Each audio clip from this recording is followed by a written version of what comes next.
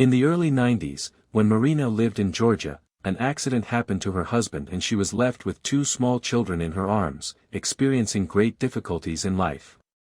The situation in the country was so difficult that bread was sold on coupons at that time. People lined up in long queues for this most important product. They were often occupied in the evening and many staunchly waited all night to have time to shop in the morning.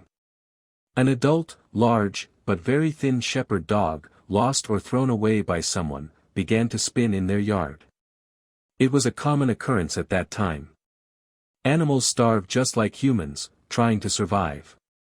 A big German woman came here because she was constantly fed by a lonely, silent, gray-haired woman named Anna, who lived in their entrance. The smart dog, realizing his disenfranchised position, behaved very modestly and with dignity, without causing any trouble or inconvenience to others. She just sat quietly somewhere on the sidelines and patiently waited for her wet nurse. Marina privately condemned Anna for feeding some kind of dog when things were so bad with food. The tenants in the courtyard began to grumble with displeasure. They didn't like this kind of neighborhood with a tramp. In the end, Anna took the dog to her home, naming it Dana. She began to take her for a walk on a leash, as it should be for the owner's dog to walk through the streets of the city.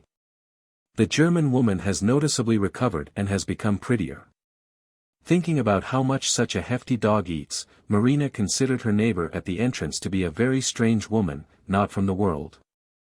However, all the other inhabitants of their house and neighboring houses openly discussed the act of an abnormal dog owner from their point of view, who took home a stray dog and gave her her bread.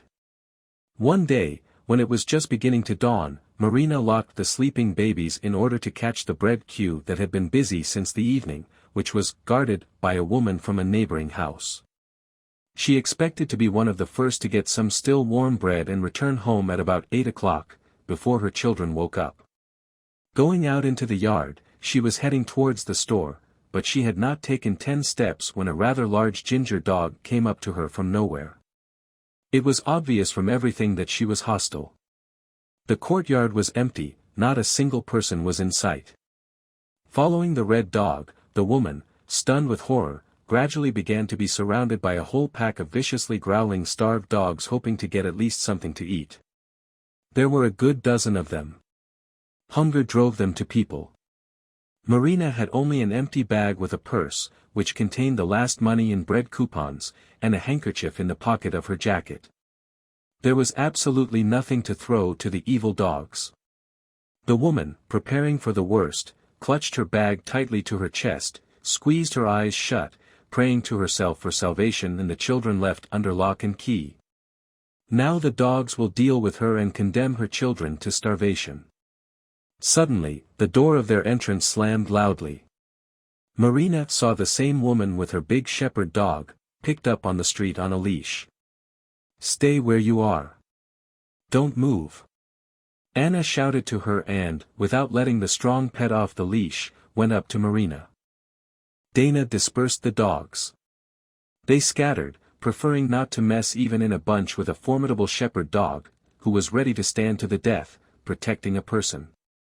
Marina felt very ashamed, because she condemned this woman for her kindness, for not remaining indifferent to the dying shepherd dog, which now saved her life, and therefore her children.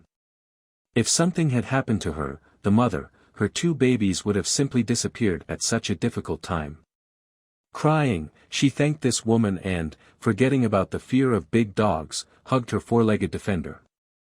Anna and the shepherd dog accompanied her to the store, and a couple of hours later Marina returned alive and well with bread to her children, who continued to sleep peacefully. The next day, in the evening, there was a soft knock on the door of her apartment.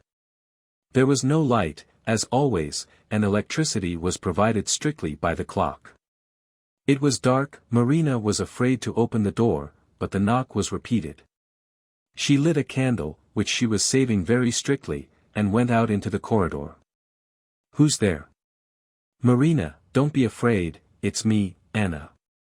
"Open." After a moment, she opened it. Anna was standing on the threshold, and Dana was sitting next to her. "They brought me corn from the village." This is for you. Cook porridge for the children. She put a bundle of heavy ears on the floor. And here's another thing, for the children. The woman handed her a handful of caramels, putting them in her palm. Marina barely managed to squeeze out words of gratitude. The tears that came over her squeezed her throat and did not allow her to speak. Anna and the shepherd dog left, and she stood and cried for a long time, clutching the presented sweets in her hand. A year and a half later, she was lucky enough to leave with her children to her native Samara, where she married her former and rather successful classmate. After getting out of need, Marina collected 2 parcels for Anna, putting sweets, cookies, a roach and a beautiful warm handkerchief in one, and a new leather collar and a bag of food for Dana in the other. In response, she received an envelope.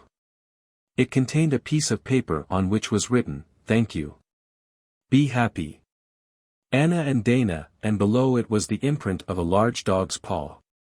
The shepherd Dana and the woman Anna, whom she once condemned, saved her and taught her one very important truth for the rest of her life: do not judge and you will not be judged.